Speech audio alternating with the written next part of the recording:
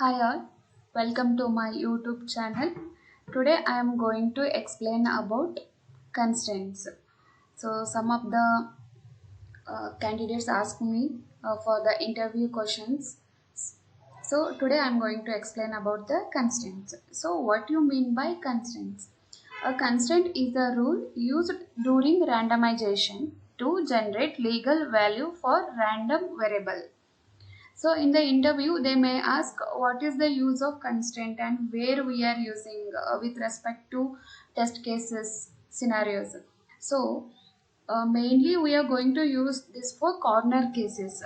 In order to get the random value on the randomization, we are going with the constraint. So otherwise we can say it is a rule applied to rand variables during randomization.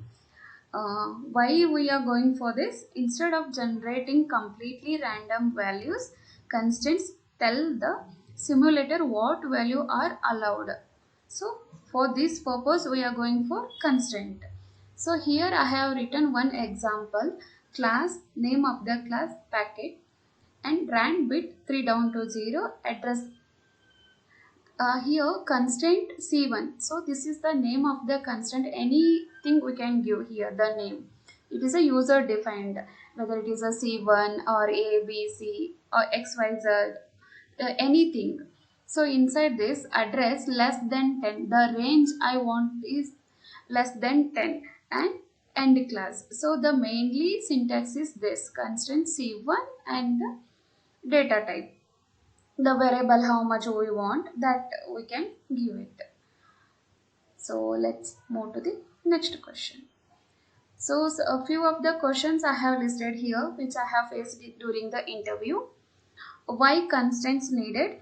And generate the random addresses that are 4-byte aligned. For example, with respect to APB, AHB, we will see aligned and unaligned addresses like that. So with respect to that, they may ask like these questions. Where we need soft constraint. So like there are two types, soft and hard. So by using soft constraint, we can override the constraints. For that purpose, we are going to use the soft constraint. So generate the multiple of 5. For example, the whatever we are going to write the constraint, the output should be 5, 10, 15, 20, 25. Like this output should come. So in that way we have to think the logic and we need to write the constraint. Write a constraint for even and odd numbers. Here they may ask only for odd numbers or even numbers. And one more question, recently I have faced this. Write a constraint, use dynamic array. Array size is 10. It should contain only 3 values, 5, 6, 7, and in a ascending order. They may ask in descending order. So for example, the output they want is 5, 6, 7. 5, 6, 7 should be in the output. Only these values should come, not like 2, 3, 8 like that. So like these questions they may ask. And write a constraint by using inline. And also they may ask inside constraint also. One more way they will ask, like they will give the constraint scenario and they will tell us to explain the constraint and what is the output, what is the error in that questions, like that. And constraint for consecutive numbers.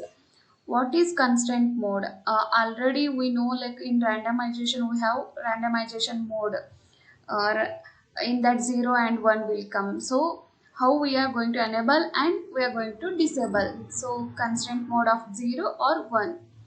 Generate random number excluding 0, 5, 10.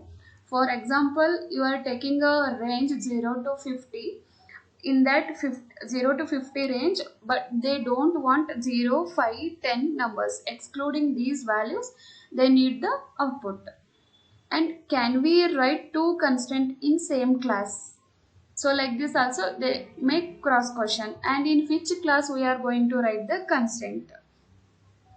Generate value with 70% probability for 0 and 30% for 1 using dist. So there is a one more constraint type called distribute operator. So by using that we can do the probability.